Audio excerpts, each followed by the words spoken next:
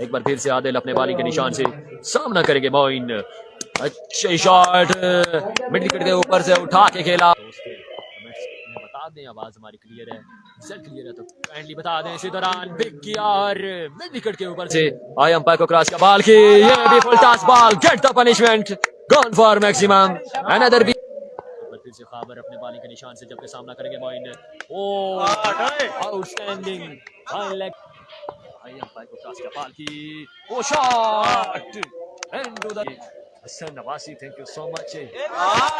गंभीर खेल रही है हसन, ये गंभीर खेल रही है और काका अपने बॉलिंग के निशान से एक बार फिर से आई अंपायर को क्रॉस किया, full toss ball, get the punishment and gone for maximum. Umpire को क्रॉस किया, उनका दूसरा बॉल ये ball into the stand, gone for maximum. जा रही है सारी बस एक बार फिर से आई अंपायर को क्रॉस किया, full toss ball, get the punishment and no ball 40 बाकी, नो बॉल 40 बाकी। एक बार फिर से वसी, एक बार फिर से आदिल अपने बॉलिंग के निशान से इस दौरान नहीं छोड़ेंगे, उठा के